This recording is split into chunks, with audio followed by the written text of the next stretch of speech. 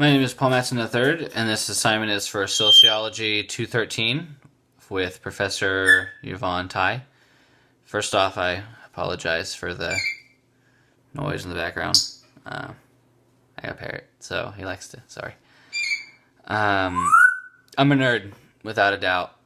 Star Wars? Heck no. Star Wars and Star Trek are the same thing. I mean, it's obvious. I mean, it's not even worth an argument. I'm a Dungeons & Dragons and World of Warcraft nerd.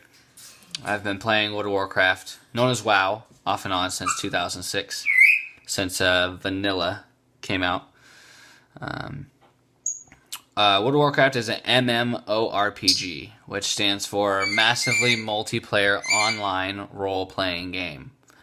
The game allows you to essentially create characters with different abilities and specialties, along with choosing the good side or the dark side, Alliance or Horde.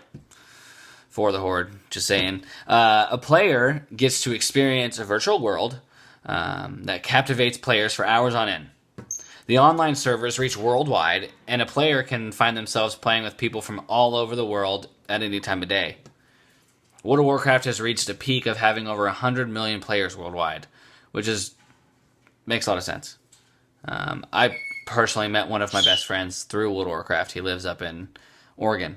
And I actually went and visited him and his family a few years ago. Saw him for the first time in person. It was weird, but it was cool. The magazine that I chose for this project is well known in the gaming world. Game On magazine covers a variety of different types of video games. And the creators put together special community issues for each different kind of video game. The one I'm analyzing is called World of Warcraft Community Issue Number 1. This issue was originally created in August of 2014, which was 3 months before the newest expansion in WoW was released, known as Warlords of Draenor. This specific issue covers various topics, including but not limited to new information on starting areas, how to obtain battle pets within the game, role-playing within the actual role-playing game, which is kind of weird. Like you're already playing a role-playing game, but then you role-play within all various monthly social events within the game, like Brewfest and Pirates Day, a ton of other ones. Player versus player combat, or known as PvP, which is my favorite. Rating, and even World of Warcraft culture. The characteristics used in this magazine issue are various screenshots and works of digital art to captivate the target audience, which is lovers of WoW.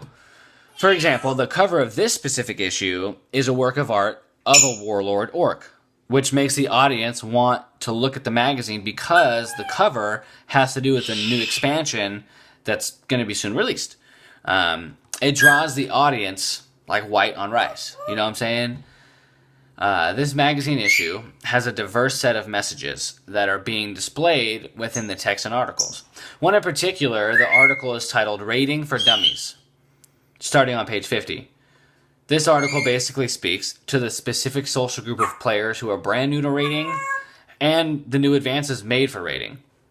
Raids are massive dungeons that require 10-man or 25-man groups to work all together to defeat monsters and bosses within the dungeon. Now, a normal dungeon would be a group of 5 people. It's a lot easier to defeat. Yes, there are wipes, which means everybody dies and stuff like that, but dungeons are easier than raids. Raids tend to be a lot harder and actually require 10 to 25 people spending 2 to 6 hours, like real time, to defeat this dungeon, to get game armor.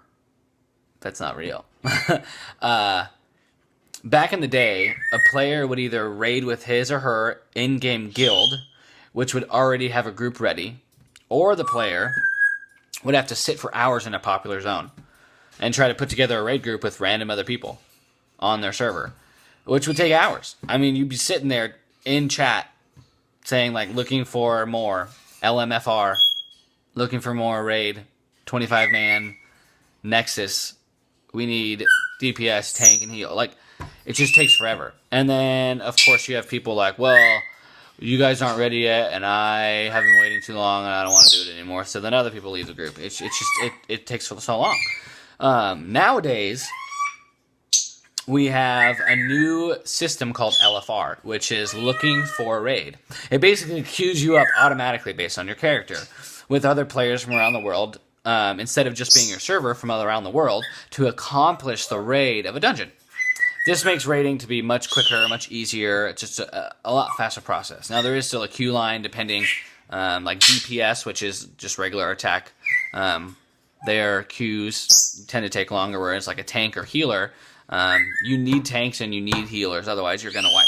There's plenty of DPS, plenty of regular people out there, but you need the healers and the tanks to really control the situation. So they tend to just pop off real quick when it comes to their queue lines. Now, many people who do not play World of Warcraft often have ethnocentrism when it comes to looking at the World of Warcraft culture because of how weird or stupid things may seem. Now, for a World of Warcraft player, WoW is life. You know what I'm saying? Like, just like you eat food to survive, you got to play WoW to survive. I mean, most players, they live, breathe, eat, sleep World of Warcraft. The World of Warcraft community in itself has variations of culture within the game. The most obvious one that it has is of multiculturalism, because players from all over the world come together to reach common goals within the gameplay. Now, there is a dominant culture within the game, which are players and guilds of extremely high rank and status. They basically create a foundation of play within the game, and others follow in their wake, wanting to achieve the same goals, wanting to have the same armor, wanting to have the same stats. Oh, look, I killed, this many players. I raided this many dungeons. I defeated this many bosses. Just having endless amounts of achievements in the game is what makes you so high in status. Or, of course, there's the GMs, which is the game masters, and they're the ones who are kind of like behind the scenes. They're the creators of the game, and they're within the game, and they can basically kill you instantly. It's actually pretty cool. They're like the ultimate, like, big deal. Like, you talk with a GM, it's a big deal. Like, you see them running around, it's a big deal. Like, it's pretty cool. When people see GMs, it's like it's like a big party. It's basically like if you're walking down the street and you see your favorite celebrity in Hollywood and you're just like freaking out. That's how it is with like GMs, even though it's a fake character in a game. It's just different. So there's also various subcultures within the game, like the two factions, Horde and Alliance.